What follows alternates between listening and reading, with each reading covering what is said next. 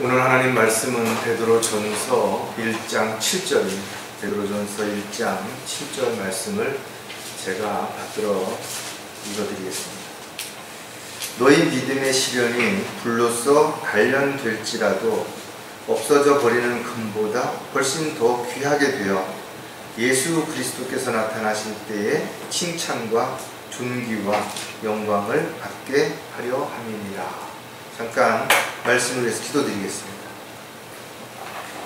참으로 저희들을 사랑하셔서 아낌없이 모든 것들을 내어주시고 또 지금도 사랑하셔서 저희들을 악으로부터 지켜 보호해 주실 뿐만 아니라 바른 길로 인도해 주시고 또 생활에 필요한 것까지 공급해 주시는 하나님 아버지, 오늘도 주님을 사랑하는 또 주님의 사랑을 받은 형제 자매들이 한자리에 모였습니다. 주님 앞에 찬양을 드리고 경배를 드리고 또 기도할 때 주님 늘 경청해 주시고 가장 필요할 때 가장 필요한 것들을 공급해 주셔서 이 죄악된 세상을 살아가는 동안 맡겨진 일들을 잘 감당하고 주님을 기쁘시게 해드리는 종으로, 일꾼으로 또 그리스도의 군사로서 부족함 없이 살아갈 수 있도록 도와주시옵소서. 육신의 건강도 지켜주시고 혼의 평안함도 허락하시고 또 영적으로도 깨어있는 가운데 마귀의 미혹과 세상의 유혹을 능히 이겨내고 달려갈 길을 잘 마치고 칭찬받을 수 있는 모든 형제 자매들이 되도록 도와주시옵소서. 코로나로 인한 여러가지 어려움이 지금도 계속되는 가운데 각 가정에 어려움 없도록 주님 필요한 물질도 공급해 주시고 또 늘 믿음 안에서 말씀 안에서 견고하게 자신의 믿음을 세워서 흔들림 없이 달려갈 수 있도록 주님 함께해 주시옵소서. 다시 오실 우리 주 예수 그리스도의 이름으로 기도드렸습니다. 한때는 중동호흡기 증후군이라고 해서 메르스라고 하는 것이 사람들을 불안하게 했어요. 그런데 2년 전부터 시작된 코로나19는 사람들에게 아주 치명적인, 경제적으로도 그렇고 또 사망자도 많이 났고 또 지금도 여러 가지 두려움과 불안함 가운데 사람들을 떨게 만들고, 요즘은 원숭이 두창이라 해가지고 또 새로운 어떤 바이러스가 사람들을 두렵게 만듭니다. 어떻게 보면 앞으로 온난화라든지 또 여러 가지 기후 변화, 또 물이 오염되고 또 자연이 파괴되는 그런 가운데에서 우리가 생각지도 않은 수많은 질병들이 생겨날지도 모릅니다.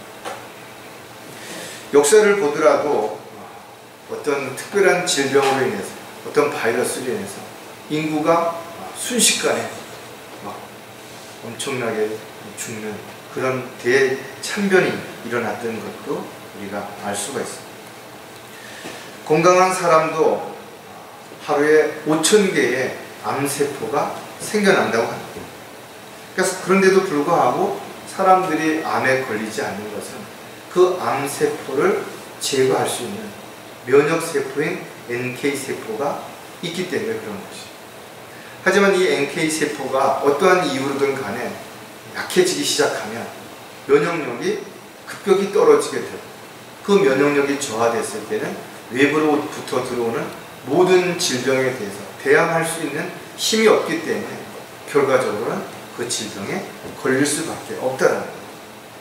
이번 코로나 때도 보면 젊은 사람들보다는 나이가 많은 어르신들, 그리고 기저질환이 있는 또 면역체계가 붕괴된 그런 분들이 사망을 했다는 것을 우리가 쉽게 알 수가 있는 것입니다. 따라서 건강한 삶을 살기 위해서는 우리가 개인적으로 위생관리도 잘 해야 되겠지만 무엇보다도 면역력을 높이는 데 있어서 늘 우리가 최선을 다할 수 있어야 될 것입니다. 오늘 설교 제목은 영적인 면역력을 높이라. 면역력이라는 말이 무슨 말인가 하고 제가 인터넷에 찾아봤더니 외부에서 들어오는 병원군에 저항하는 힘을 뜻한다 그랬습니다. 그러니까 외부에서 어떠한 통로로든 또 어떠한 모양으로 어떤 방식으로든 우리 안에 침투하는 모든 병용균을 저항해서 그 질병이 발생되지 않도록 하는 것이 면역력이라는 것이. 이처럼 육신적인 면역력이 높아야 건강한 삶을 살 수 있는 것처럼 영적으로도 영적인 면역력이 높아야 눈에 보이지 않는 영적인 바이러스, 즉 이단 교리라든지 비진리라든지 또 우리를 혼란스럽게 하는 세상 제도라든지 이런 많은 것들로부터 우리가 건강한 영적 생활을 할 수가 있게 되는 거죠. 가을이 되거나 이러면 여러 가지 이제 겨울에 독감을 예비해서 또 나이가 들게 되면 폐렴이라든지 또 여러 가지 질병들을 위해서 대상포진과 같은 이런 것들을 대비해서 예방 주사를 맞죠. 그 주사 맞는데 금액이 상당히 비쌉니다. 15만원, 18만원 막 이렇게 해요. 그럼에도 불구하고 왜 그런 고통을 감수하면서까지 그 균을 자기 몸속에 집어넣는 것인가. 그것은 분명한 어떤 이유가 있고 목적이 있고 또 효과적인 어떤 도움이 되기 때문에 그런 것들을 하는 것이죠. 한마디로 말하면 미리 예방함으로 인해서 그런 질병이 걸렸을 때 대비할 수 있는 그런 힘을 기르기 위해서 예방 주사를 우리가 맞는 것이죠. 하나님께서는 가끔 우리에게 이와 같이 시련이라든지 고난이라든지 역경을 허락하심으로 인해서 우리가 그 다음에 이런 상황에 부딪혔을 때 능히 이겨낼 뿐만 아니라 오히려 이런 과정에서 더 주님 앞에 헌신할 수 있는 강력한 그리스도의 군사로 일꾼으로 성장하는 계기가 될 수도 있다는 것이죠. 종교적인 잘못된 습관이라든지 열정, 그 다음에 육신적인 어떤 세상 욕심, 이런 것들은 우리의 영적인 면역 체계를 무너뜨리는 아주 강력한 요소가 될 수 있다는 것이죠. 따라서 영적인 생활이라고 하는 것이 바이러스가 침투했을 때 건강한 사람이 하루아침에 들어눕는 것처럼 영적으로도 마찬가지입니다. 아무 문제도 없고 어려움이 없었던 것처럼 보였던 사람이 순식간에 영적인 믿음의 대열에서 이탈하거나 낙오하는 경우가 왜 생기는 것인가 이거죠. 바로 이와 같은 것들을 대적하거나 저항할 수 있는 힘이 어느 순간 무너져 버린 것이죠. 따라서 이와 같이 힘들고 어려운 상황이 누구에게나 올 수 있기 때문에 저와 여러분은 늘 대비하고 늘 준비할 수 있는 그런 자세가 반드시 되어야 됩니다. 어떤 사람이 사막에서 길을 잃었다면 가장 상식적으로 알아야 하는 것들을 우리가 한번 생각해 본다면 음식이 없으면 얼마나 버틸 수 있을 것 같아요? 한 3주 정도 버틸 수 있다는, 물론 사람의 개개인에 따라서는 더 오래 버틸 수 있는 사람들도 있고 기적이라고 말하는 것처럼 몇 수십 일을 이렇게 갇혀서도 생존하는 사람들이 있긴 하죠. 물이 없으면 보통 한 3일 정도. 이 갈증이라고 하는 것이 3일을 넘기 시작하면 목숨을 위태롭게 할 만한 상황이 될 수도 있다는 겁니다. 그 다음에 온기가 없으면 3시간. 즉 사람들이 조난을 당했을 때 저체온증에 걸려서 사망하는 경우도 많이 있다. 체온이 내려가면 그것이 버틸 수 있는 힘이 그렇게 오래 되지 않는 거죠. 그러나 가장 중요한 것은 공기가 없으면 3분밖에는 못 견딘다는 거예요.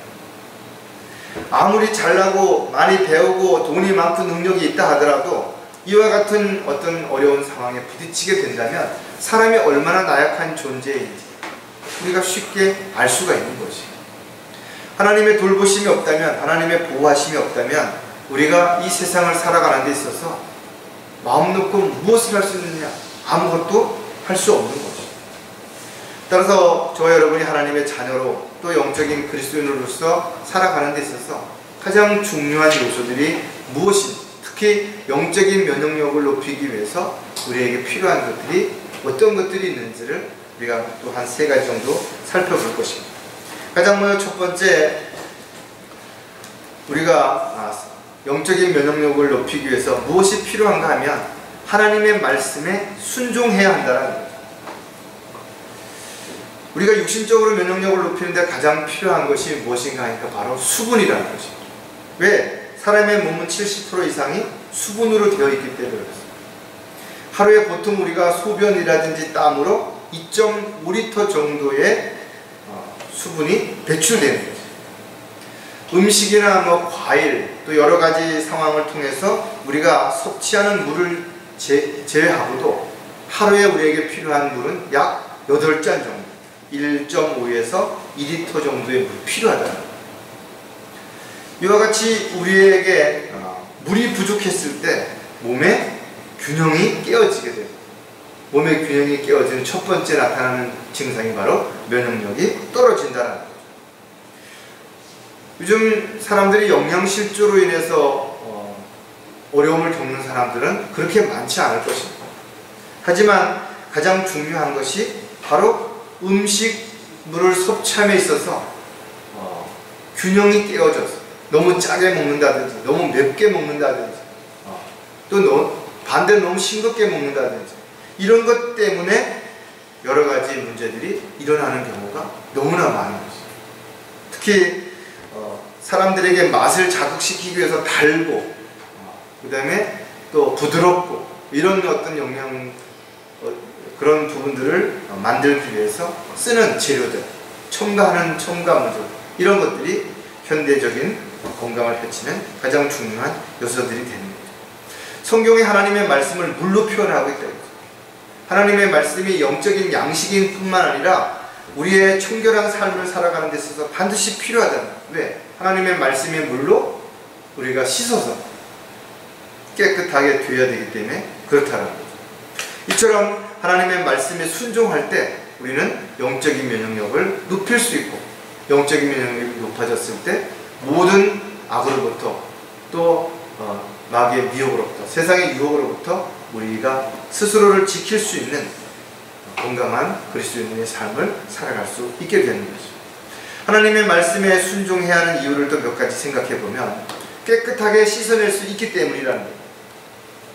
사람들은 살면서 이런저런 것들로 인해서 몸이 오염되고 더러워질 수밖에 없어요. 그래서 우리는 하루의 일과를 마치거나 어디 외출을 했다 집에 들어오게 되면 손발을 간단하게 씻거나 좀 더는 나가서는 세수를 한다든지 이러는 일들 반복적으로 하는 이유가 뭐예요?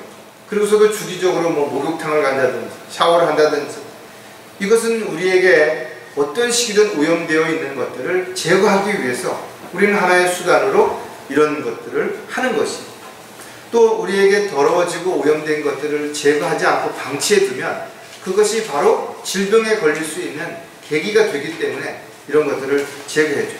우리가 코로나가 발병되고 나서 손 씻기 생활화됐죠. 그리고 어디 나갔다 오거나 하면 소독약 바르고 이러는 거 생활화된 이후에 감기 환자가 엄청 줄었습니다. 특히 마스크를 사용하는 것 때문에 감기 환자가 엄청나게 많이 줄고 또 사소한 어떤 질병도 많이 보호됐다는 것도 통계적으로 이렇게 나왔던 것을 볼 수가 있습니다. 이처럼 우리가 건강을 위해서 자신의 몸을 잘 관리하는 것, 특히 오염되지 않도록 예방하는 것, 오염이 됐을 때 즉시 제거하는 것은 반드시 필요하다. 에베소서 5장 26절에 보면 이는 그가 교회의 말씀에 의한 물로 씻어 거룩하게 하시고 깨끗하게 하사 온갖 세상의 어떤 잘못된 그런 지식들, 상대적 진리들 이런 것들이 은연중에 사람들에게 들어와서 그 사람을 오염시켜버립니다. 또 잘못된 하나님의 말씀 중독시켜서 오히려 잘못된 길로 가게 만드는 그런 일들이 일어나고 있습니다. 따라서 하나님의 말씀의 물은 온갖 종교적인 비진리와 잘못된 교리들을 깨끗하게 제거할 뿐만 아니라 이런 것들이 들어왔을 때 쉽게 분별되도록 그렇게 보여지기 때문에 우리가 늘 자신의 더러움을 씻고 깨끗하게 하는 것이 중요하다. 만약에 자신에게 어떤 옷에 어떤 다른 어떤 이물질이 묻었는데 그걸 한 개, 두 개 방치하다 보면 나중에 또 묻어도 잘 모른다 이거죠. 또 묻는다 하더라도 별로 그거에 대해서 경각심을 갖지 않는 거죠. 그냥 습관화되고 만성화되어 버리기 때문에 그렇다는 거죠. 따라서 저와 여러분은 늘 자신을 점검해보고 말씀의 거울에 비춰보고 말씀의 물로 씻어서 항상 건강하고 깨끗한 몸을 유지하는 것, 하나님의 말씀에 반드시 순종해야 되는 거죠. 또 한 가지 하나님의 말씀에 순종해야 하는 이유는 인색하지 않을 수 있기 때문이라는 거죠. 가뭄이 시작이 되면 강이 말라서 바닥을 드러냅니다. 결국은 농작물은 물을 흡수하지 못하기 때문에 죽을 수밖에 없어요. 이와 같이 비가 계속해서 오지 않으면 산불이 난다든지 여러 가지 재해들이 일어나는 거죠. 모두가 강수량이 줄어든 이유 때문입니다. 그런데 지금 강수량이 줄어들고 있는 거예요. 온도가 점점 높아지다 보니까.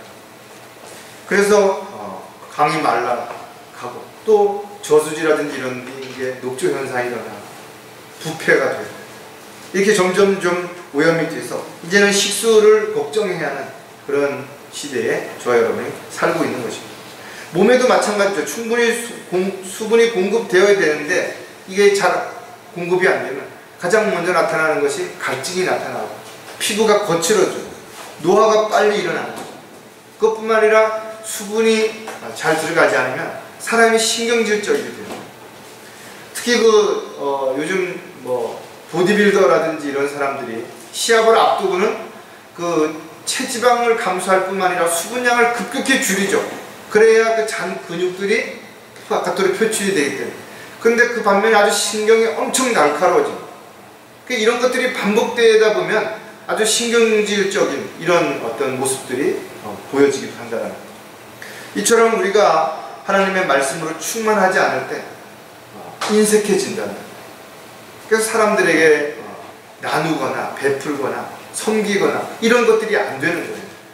아주 작은 일에도 짜증나고 화가 나고 왜 나한테 그렇게 안 하느냐, 너는 왜 할 수 있는데도 나한테 그렇게 안 하느냐, 이렇게 안 되죠. 사무엘상 25장 3절에 보면 이 나발이라고 하는 사람이 나오는데 그 사람에 대한 자세한 내용은 없어요. 근데 그 사람은 이름이 나발이요 그의 아내 이름은 아비가일이라. 그녀는 총명하고 아름다운 용모를 지녔으나 그 남자는 인색하고 그의 행실은 악하였으며 칼렙 집안 사람이더라. 한 줄로 나왔는데 인색했다는 거죠. 다윗에게 뿐만 아니라 그의 어떤 삶이 인색했던 거죠. 저와 여러분이 육신적으로도 인색하면 안 돼요. 비록 내가 많은 걸 가지고 있지 않는다 하더라도 누군가가 정말 필요한 사람이 있다면 나눌 수 있는 그런 마음이 있다면 그 나눔이 또 다른 나눔으로 연결이 되고 이렇게 될 수 있는데, 한 사람이 인색해버리기 시작하면 점점 사람들이 마음의 문을 걸어 잠그는 거죠. 고린도후서 9장 7절에도 각 사람은 미리 마음속에 정한 대로 할 것이요 인색함이나 억지로는 하지 말아야 하리니 이랬어요. 하나님 앞에 무엇을 드림에 있어서 인색하게 하지 말라는 거죠. 남 눈치 보거나 그러지 말라는 거예요.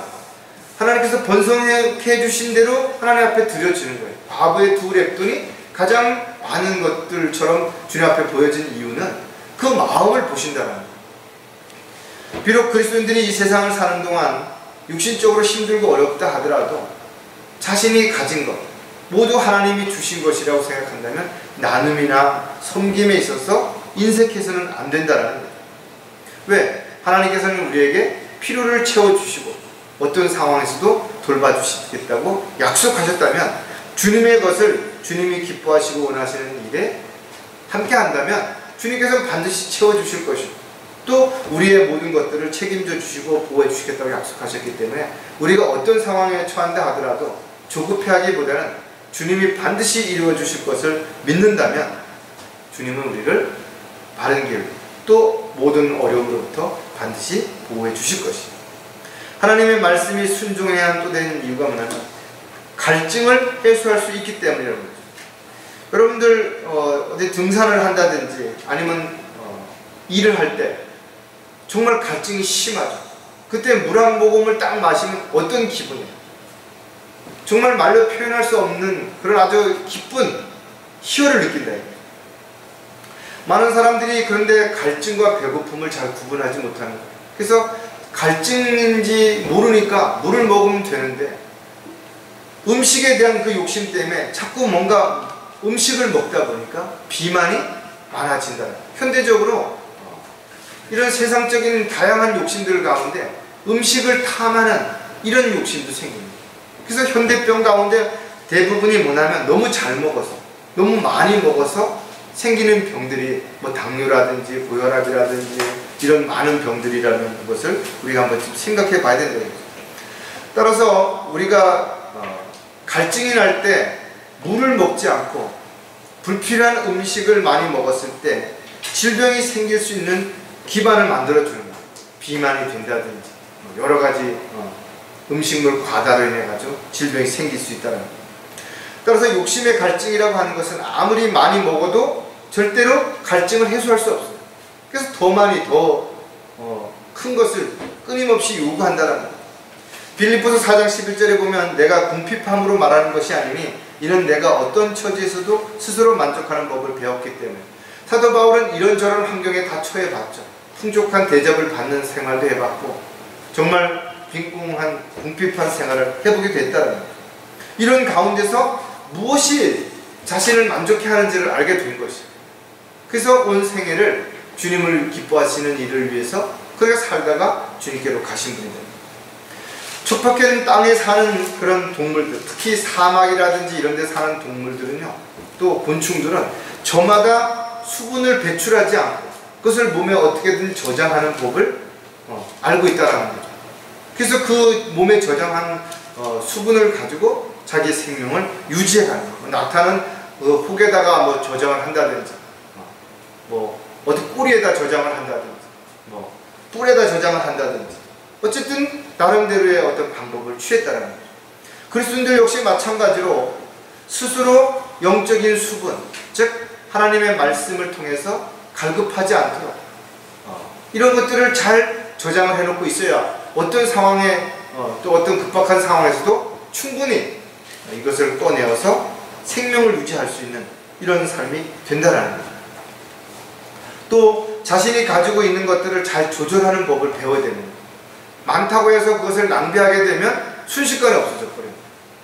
또 없다고 해서 너무 아끼다 보면 오히려 점점점 자신의 몸이 더 안 좋아지는데도 잘 모르게 되는 거죠.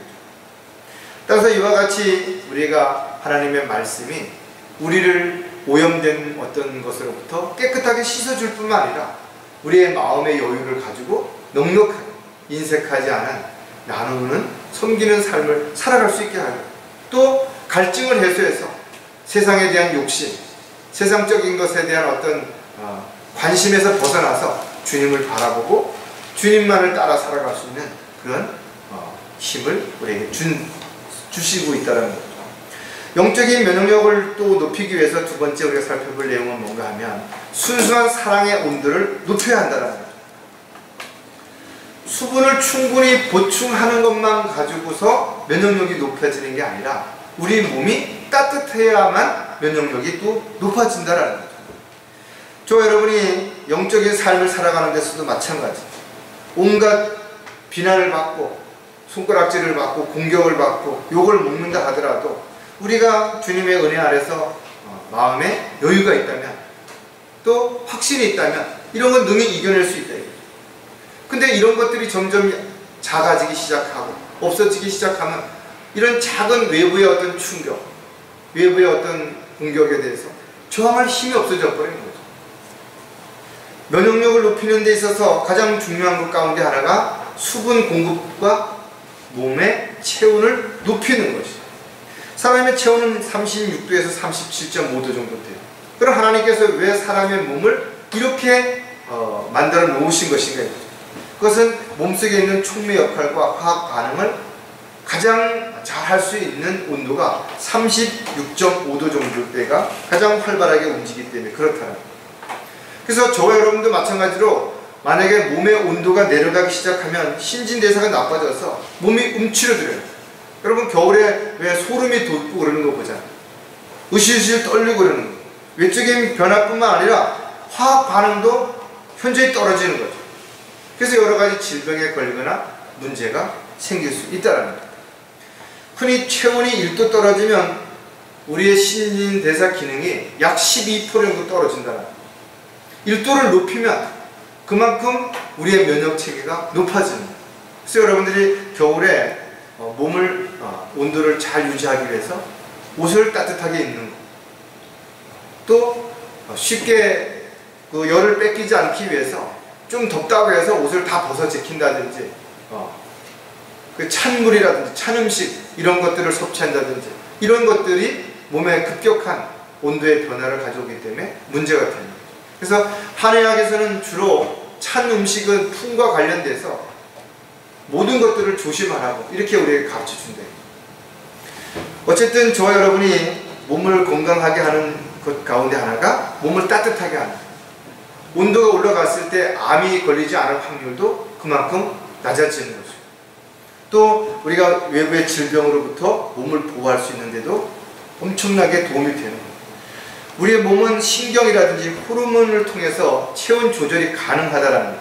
그래서 질병으로 인해서 갑작스레 체온이 내려간다든지, 또 열이 나서 체온이 올라가게 된다면 어느 범위를 벗어났을 때 사망하는 이런 사고가 나타날 수도 있는 것이죠.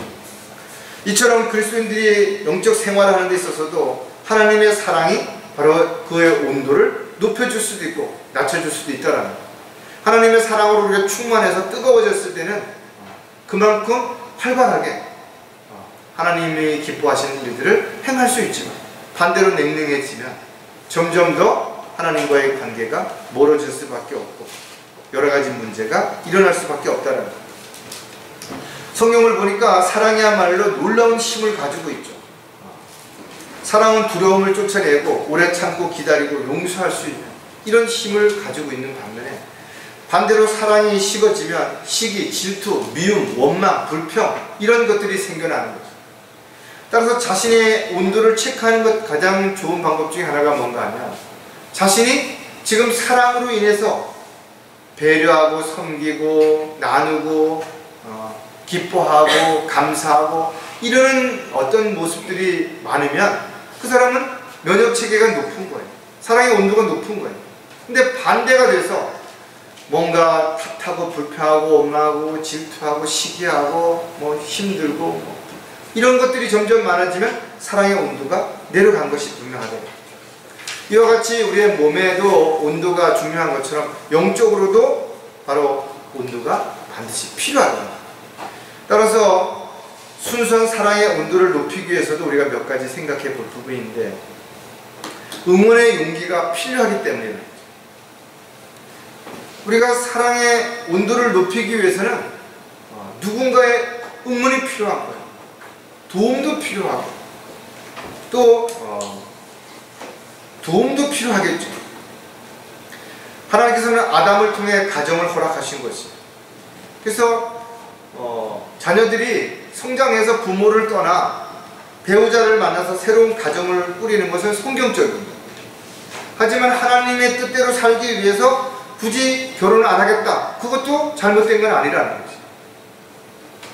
가족을 사랑하고 섬기고 배려하면서 살아야 할 책임이 한 가정을 꾸려가면서 생기는 거죠. 그래서 어떻게 보면 육신적으로도 나이를 많이 먹어도 또 나이를 적게 먹어도 자신이 어떤 위치에 있느냐에 따라서 책임과 의무가 다르게 주어질 수 있다는 거죠. 하지만 우리가 가장 힘이 돼야 되고 또 어려움을 당했을 때 가장 응원해야 할 가족들이 때로는 안타깝게도 상처를 주거나 힘들게 하거나 이해해주지 못해서 속상할 때도 얼마든지 있다는 거예요. 어떻게 보면 가깝기 때문에 의존 또는 뭔가 기대하기 때문에 서운할 수도 있겠지만, 또 가까이서 모든 것을 보고 있기 때문에 그것이 하나의 어떤 빌미가 되고 불평이 되고 또 어떤 결점이 되어서 그게 공격의 대상이 되고 질투의 대상이 될 수도 있기 때문에 그렇다는 거예요. 사도 바울은 디모데에게 편지하면서 만일 누군가가 자기 친족, 특히 자기 가족을 돌보지 않는다면 그는 믿음을 부인한지어 불신자보다 더 나쁜 자라요. 이 말씀을 우리가 깊이 생각해 봐야 된다. 사람이 힘들고 어려울 때는 그 문제만 해결되면 좋겠다라는 생각이 있기 때문에 다른 게 다 문제가 안 돼요. 근데 그 문제가 해결되고 좀 더 어떤 환경과 여건이 좋아지기 시작하면 또 바라는 게 점점 하나씩 더 많아지다 보니까 당연히 불평도 커질 수밖에 없다는 거예요. 갈라디아서 6장 10절에 보면 그러므로 우리가 기회가 닿는 대로 모든 사람에게 선을 행하되 특히 믿음의 가족들에게 하치니라. 다른 사람에게는 되게 친절하고 예의 바르고, 그런데 특히 가족들에게는 함부로 대하거나 함부로 말하는 그런 사람들도 얼마든지 있을 수 있다. 하지만 누가복음에서도 우리에게 이런 교훈을 줍니다. 너희가 악하다 할지라도 너희 자녀들에게 좋은 선물을 줄 줄 알거든. 하물며 하나님께서 우리에게 좋은 것을 주시지 않겠느냐. 옛날에는 가족을 위해서 정말 어렵고 힘든 그런 삶을 살았던 그런 예들이 보도가 많이 됐어요. 근데 요즘은 반대가 돼서 어떻게 안타깝게도 가족을 살해하고 고소하고 버리고 이러는 일들이 훨씬 더 많이 뉴스에 방영되고 있대요. 참으로 안타깝죠. 어떻게 보면 마지막 때를 살아가고 있는 우리에게 주신 증거 가운데 하나가 바로 사랑이 식어지고 자기를 사랑하고 하다 보니까 부모도 버리고 자식도 외면하고 나만 살겠다고 하는 이런 사람들이 일어날 수도 있는데, 옛날에도 어떤 그 고사성어에 보면 가화만사상이라는 말이 있잖아요. 가족을 잘 다스려야 그 사람이 나가서 뭔가 일을 할 수가 있는데, 가정에서 늘 힘들고 어렵다면 나가서 일을 하는데 힘이 생기겠냐는 거죠. 따라서 저 여러분이 하나님의 자녀로서 더더욱 중요한 것은 서로 가족들에게 응원하는 메시지가 필요합니다. 힘들 때 응원해주고, 잘 안 될 때도 응원해주고, 뭐가 없을 때도 응원해줘야죠. 아니 누구는 그러고 싶지 않아서 그러겠네요. 그런데 그런 걸 알면서도 힘들 때, 어려울 때, 잘 안 될 때 오히려 거기다가 핀찬하고 부담을 주고 그래서 무슨 도움이 되겠냐는 거예요. 따라서 가장 힘이 돼야 할 가족, 순수한 사랑의 온도를 높여서 응원하는 그런 저와 여러분이 되어야 될 것입니다. 순수한 사랑의 온도를 높이려면 진실된 위로가 필요하기 때문이라는 거예요. 여러분 힘들 때 누가 따뜻한 말 한마디, 위로 한마디는 엄청난 힘이 되죠. 들어놓다 벌떡 일어날 수 있을 것 같아요. 포기했다가 다시 시작할 수도 있을 것 같아요. 특히 구원받은 형제 자매들이 주님께서 미리 아시고 우리에게 필요한 모든 것들을 허락해 주신 것처럼 지역교회도, 가정도 마찬가지라고. 지체는 몸의 일부죠. 가족도 마찬가지인 거죠. 서로 붙어있는 곳이 다르고 각자 해야 할 역할이 다르지만 한 몸의 한 지체들이라는 거죠. 그렇기 때문에 서로 이해하고 섬기고 배려하지 않으면 충돌이 일어날 수밖에 없어요. 혼란이 야기될 수밖에 없다 이거죠. 눈이 발보고 발이 심장 보고 심장이 코 보고 서로 왜 못하냐 왜 안 하냐 이렇게 이야기하면 분란이 일어난다 이거죠.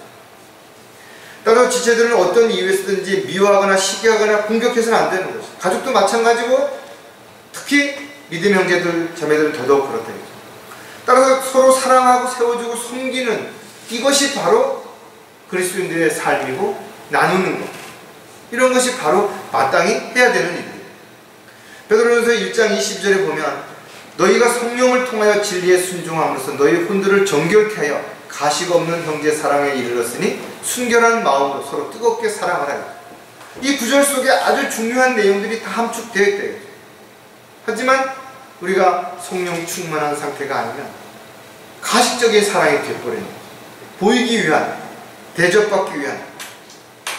지체들 간에도 사랑의 온도가 식으면 가장 먼저 나타나는 게 뭐예요? 사람을 만났는데 반갑지가 않아요. 지체들을 만났는데 반감이 없어. 그냥 대면대면해져 버려요. 이런 상태가 지속되면서 점점 분위기가 냉랭해지죠. 그러다 보면 어느 순간서부터 금이 가는 것이고, 이것이 어떤 계기가 돼서 불꽃이 탁 일어나면 분열이 일어나는 거죠. 비록 지체들이 서로 다른 부분들이 많이 있죠. 나이도 다르고 성격도 다르고 지식도 다르고 경험도 다르고 건강도 다르고 사는 곳도 다르고 삶의 목적도 가치관도 다를 수 있어요. 그러나 주 안에서 한 몸의 지체라면 서로를 배려하고 섬기고 온전하게 되어서 하나님을 기쁘시게 해드릴 뿐만 아니라 서로에게 위로가 될 수 있는 삶이 반드시 필요하다 이거죠. 그렇기 때문에 개개인의 입장이나 생각보다는 먼저 지체들을 생각하고 가족들을 생각하는 그런 사랑, 자기를 부인하고 십자가를 지는 그것이 반드시 필요한 거라는 거예요. 그래서 자신이 힘들지만 그러나 더 힘들고 어려운 지체들에게 위로의 메시지, 말 한마디가 얼마나 중요한지, 이것이 바로 그가 어떤 사랑의 온도를 가지고 있느냐가 여실히 드러나는 겁니다. 자, 또 한 가지 순수한 사랑의 온도를 높이려면 사랑받을 때 힘이 나기 때문입니다. 누군가를 사랑할 때도 엄청난 에너지가 형성이 되지만 사랑을 받을 때도 마찬가지예요. 아, 내가 혼자가 아니구나. 누군가가 나를 위해서 기도해주고 있구나. 누군가 나를 응원해주고 있구나. 누군가가 내 편이구나. 이럴 때 정말 힘이 나죠. 태양은 언제나 동일하게 빛을 방출하고 있는 것이에요. 그런데 때에 따라서는 태양과 나 사이에 구름이 낀다든지 비가 온다든지 이렇게 됐을 때 그 태양의 에너지가 나에게 전달이 안 되는 거예요. 그 추워지고 움츠려들고, 지구는 자전과 공전으로 인해서 태양은 그 자리에 있는데 낮과 밤이 형성이 됐죠. 봄, 여름, 가을, 겨울 사계절이 생겼다 이거죠. 마찬가지로 주님의 사랑은 변함이 없는데 내가 어떻게 처신하느냐에 따라서 낮이 될 수도 있고 밤이 될 수도 있다는 거예요. 봄이 될 수도 있고 여름이 될 수도 있고 가을이 될 수도 있고 겨울이 될 수도 있다는 거예요. 따라서 하나님의 사랑은 끊임없이 우리에게 부어주고 있지만 우리가 그 부어준다는 사실을 잊어버린다는 거예요. 내가 영적인 눈이 가려져서 못 보게 된다든지 아니면 나의 욕심이 하나님의 사랑을 가로막아서 느끼지 못하게 된다면 결과적으로 힘이 없어져 버립니다. 그래서 영적인 문제를 해결할 수 있는 힘도, 영적인 어떤 마귀의 공격을 대처할 수 있는 힘도 없어져 버리니까 점점 더 강팍해지고 또 인색해지고 이렇게 될 수밖에 없게 됩니다. 따라서 영적인 면역력을 높이기 위해서 우리가 순수한 사랑의 온도를 높여야 되는데 그 사랑의 온도가 주님으로부터 끊임없이 받아야 되는데 주님부터 받아야 하는 그 많은 부분 중에 어떠한 장애나 어떤 걸림돌이 중간에 생기게 되면 이 온도가 나에게 전달이 되지 않는 것이죠. 다른 지체들도 마찬가지죠. 그럴 때 우리가 옆에서 응원해주고 위로해주고 하나님의 사랑은 변함이 없다. 당신이 그 사랑을 잊거나 지금 외면하고 있기 때문에 그 사랑을 받지 못하는 것이라고 우리가 권면해 주셨을 때 그 어려움에서 벗어나서 사랑의 온도를 높일 수 있는 그런 저와 여러분이 될 수 있다는 거예요. 자, 마지막으로 영적인 면역력을 높이려면 성령으로 날마다 충만해야 한다는 거죠. 여러분, 전화기 충전을 안 하면 어떻게 돼요? 방전이 되죠. 자동차도 마찬가지. 모든 물리적인 힘을 외부로부터 받는 것들은 반드시 충전이 필요한 거예요. 그리스도인들의 삶도 마찬가지. 우리가 성령 충만함을 한번 받고 에너지를 받았다고 해서 그것이 천년만년 계속 지속되는 게 아니라 일정 시간이 지나면 이 에너지가 점점 떨어지는 거예요. 완전히 방전이 된 상태에서는 충전이 안 됩니다. 그러니까 방전이 완전히 되기 전에 다시 재충전이 필요하다는 거예요. 그러니까 이 어떤 영적인 그 흐름도 반드시 이 어떤 주기를 넘겨서는 안 된다는 거예요. 순수한 수분을 충분히 공급받고 우리 몸이 하나님의 사랑의 온도로 따뜻해졌다 하더라도 우리가 영적으로 건강한 삶을 지속적으로 살기 위해서는 이제는 더 중요한 게 있어요. 바로 공기가, 신선한 공기가 필요하다.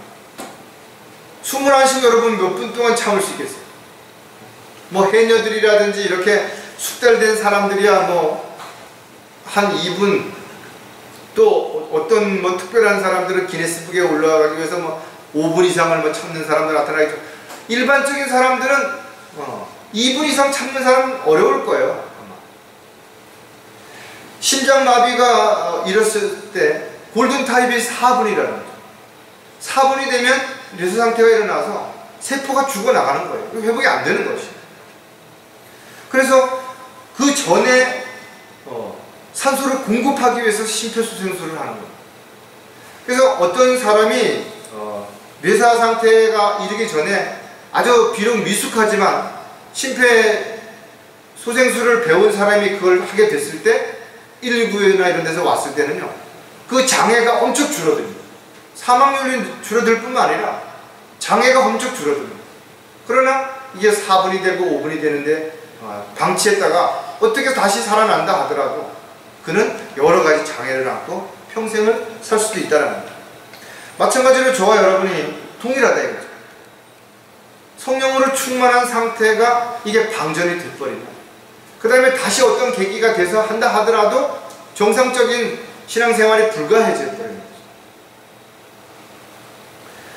호흡은 정말 우리가 살아가는 데서 가장 중요하지만 감정의 변화도 일으킨다 이거죠. 그래서 여러분들 근심하면 어떻게 해요? 호흡이 빨라지는 거예요.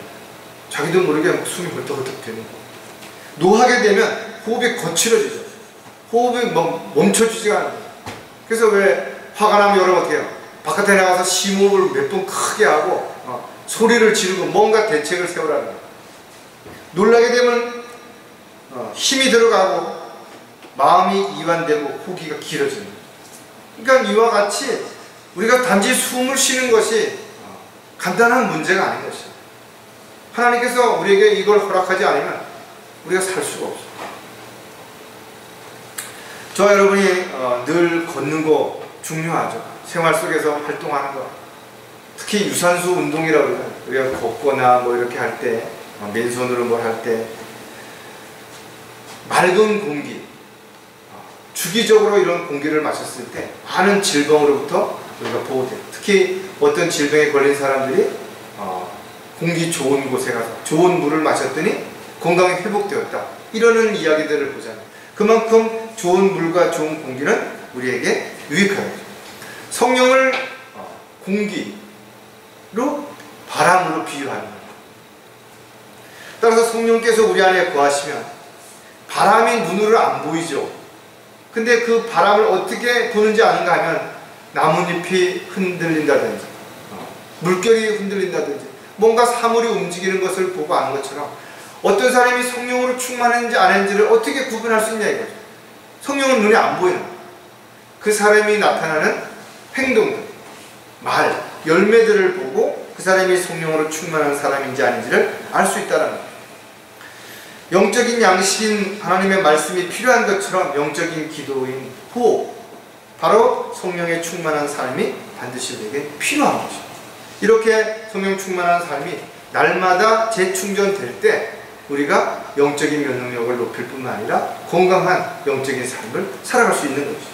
자, 날마다 성령으로 충만하려면 어떻게 되는가? 영적인 귀가 열려야 하기 때문이라는 거죠. 믿음은 들음에서는 안 돼요. 우리가 믿음이 견고해지려면 하나님의 말씀을 들어야 되는 거죠. 성령께서 우리에게 지각을 열어주시고 조명을 열어주셔서 하나님의 말씀을 듣고 그 말씀을 묵상하게 하시는 것입니다. 성령께서 함께하지 않으신다면 아무리 책을 오래 봐도 윤리도덕적인 것 외에 깊은 하나님의 의미를 깨달을 수 없어요. 왜 많은 사람들이 교회를 다니며 성경을 몇 번을 읽었다 그러고 몇 번을 썼다 그러고 그런데도 불구하고 영적으로는 깨어있지 못하는 것인가요? 영적인 말에는 반응이 없는 것인가요? 영적인 눈이 감겨있기 때문에, 즉 거듭나지 않았기 때문에 영적인 귀가 닫혀서 성령님께서 하시는 음성을 듣지 못하니까 그냥 자기 음성, 사람의 음성만을 듣고 거기에 맞게 행동하기 때문에 그렇다는 거예요. 요한계시록에도 보면 귀 있는 자는 성령께서 교회들에게 말씀하시는 것을 들을지어다 7번이나 반복하다. 성령께서 말씀하시는 것을 들을지어다. 귀가 있다고 모두 듣는 게 아니라 영적인 귀가 열려 있어야만 들을 수 있는 거예요. 즉 다시 말해서 거듭나지 않으면 들을 수 없다라는 거예요. 마가복음 4장 9절에도 보면 또 그들에게 말씀하시기를 들을 귀 있는 자는 들을지어다 라고 하시더라고요. 들을 귀 있는 자는 들으라. 그러니까 사람들은 다 귀가 있지만 영적인 하나님의 말씀을 들을 수 있는 귀가 없으면, 귀가 열려있지 않으면 들을 수 없는 것이죠. 영적인 말씀은 영적으로만 분별되기 때문에 거듭나지 않은 사람은 알 수도 없고 이해할 수도 없어요. 그래서 영적인 삶을 살아가는 사람들을 세상 사람들이 볼 때 오히려 어리석게 본다. 왜 저러고 사나? 따라서 우리가 아직까지 구원받지 못한 사람들에게 가장 먼저 해야 되는 일은 그가 거듭나서 영적인 귀가 열리고 영적인 눈이 떠져서 무언가를 제시했을 때 그걸 들을 수 있고 분별할 수 있는 그런 상황이 돼야 된다. 영적인 귀도 막혀있고 눈도 멀어있는 사람에게 아무리 뭔가를 이야기해도 알아듣지 못한다.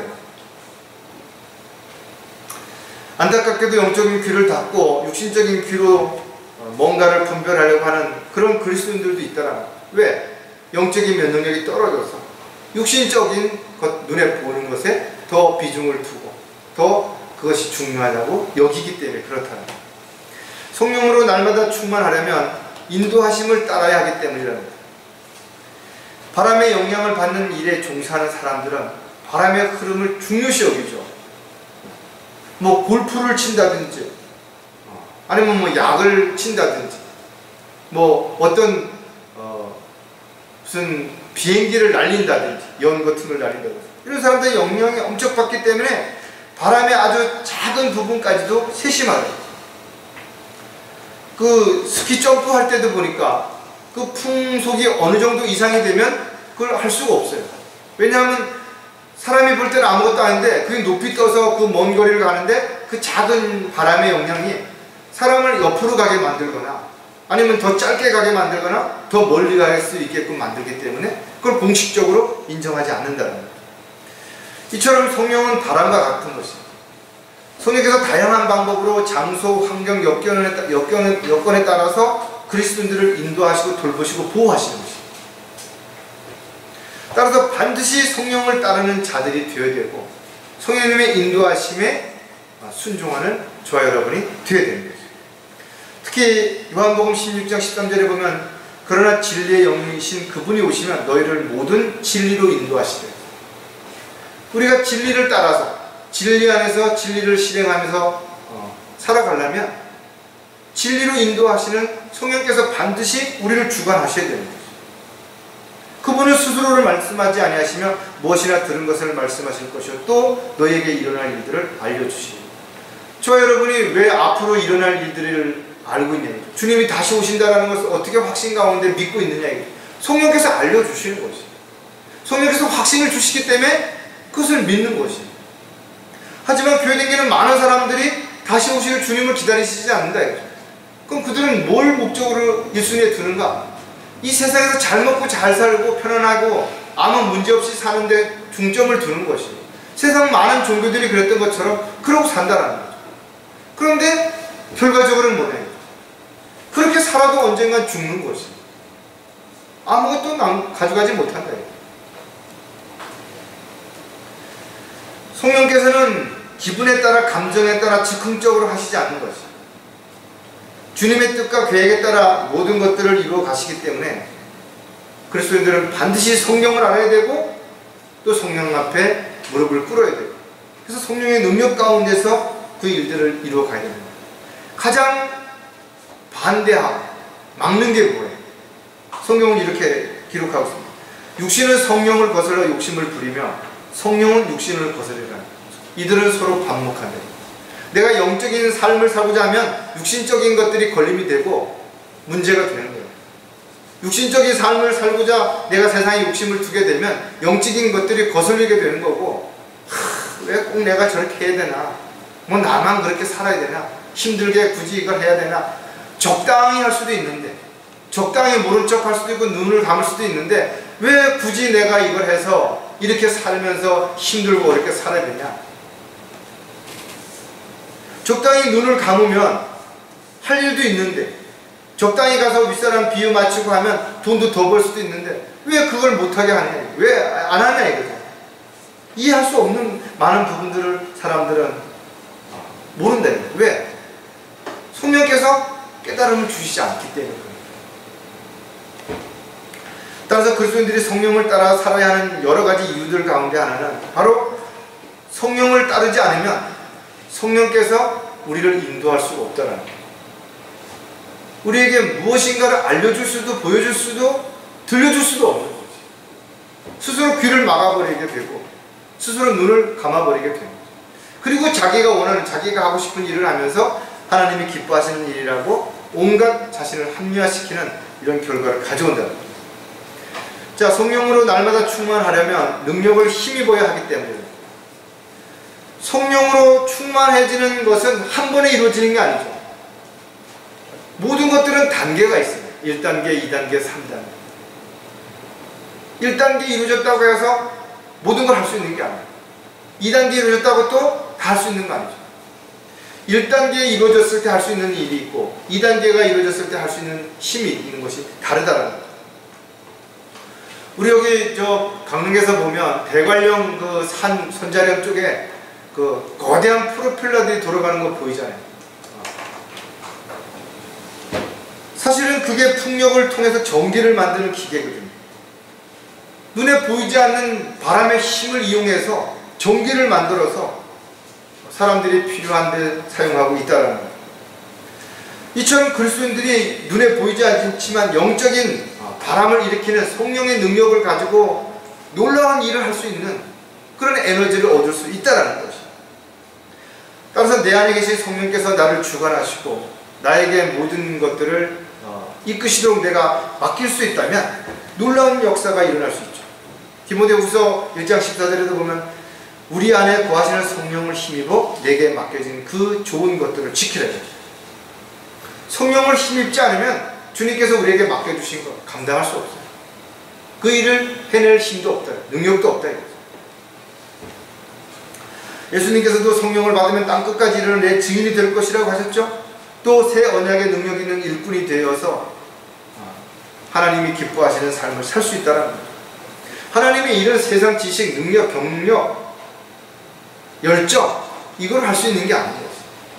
수많은 사람들이 그렇게 하려고 하기 때문에 종교적인 또 다른 문제들이 일어나는 것이고 사람들을 기복신앙으로 끌고 가는 결과를 가져온 것이죠.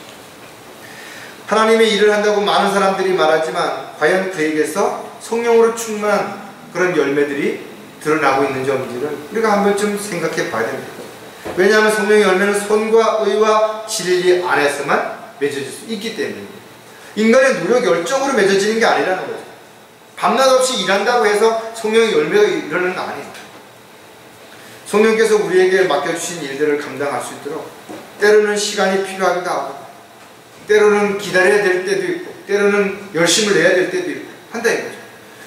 가장 중요한 것은 우리 스스로가 거부하지 않는 한 언제든 주님이 부르시면 가겠다라는, 언제든지 주님이 맡기시면 하겠다라는, 언제든지 주님께서 명령하시면 멈추겠다라는 마음이 준비되어 있다면 반드시 성령께서 우리를 인도해 주실 것이고 가장 필요한 때에 가장 좋은 방법으로 우리에게 힘과 지혜와 능력을 주실 것이고 우리가 날마다 성령으로 충만한 삶을 살아갈 때 영적인 귀가 열려서 성령께서 우리에게 명령하시는 것을 정확하게 알아들을 수 있을 것이고 또 성령님이 인도하심에 우리가 곁길로 가지 아니하고 주님만을 바라보며 따라갈 수 있을 뿐 아니라 성령님을 통해서 우리가 어떤 일을 할 때 그것이 바로 세상적인 육신의 힘으로 하는 일들이 아니라 바로 하나님의 능력 가운데 사는 일이기 때문에 사도 바울의 고백처럼 가장 약할 때 가장 강한 주님의 도구로 일꾼으로 쓰임 받을 수 있는 저와 여러분이 될 수 있을 것입니다.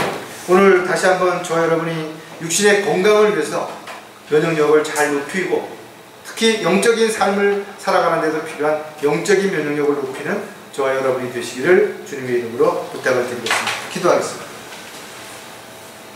하나님 아버지, 눈에 보이지 않는 각종 바이러스와 병균들로 인해서 참으로 많은 사람들이 두려워하고 또 불안해할 뿐만 아니라 고통받고 사망에 이르기까지 하는 안타까운 현실에 저희들은 살아가고 있습니다.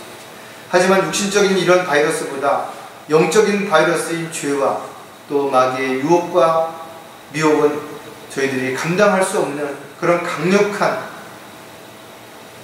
문제가 되기 때문에 저희들은 늘 영적으로 깨어 있을 뿐만 아니라 이와 같은 것들을 대비해서 면역력을 키울 수 있도록 늘 성령 충만한 또 말씀으로 늘 자신을 깨끗하게 정결케 할 뿐만 아니라 무엇보다도 사랑의 온도가 높아져서 늘 사랑에 힘입어서 주님의 도구로 살아갈 수 있는 저희들의 삶이 되도록 도와주시옵소서.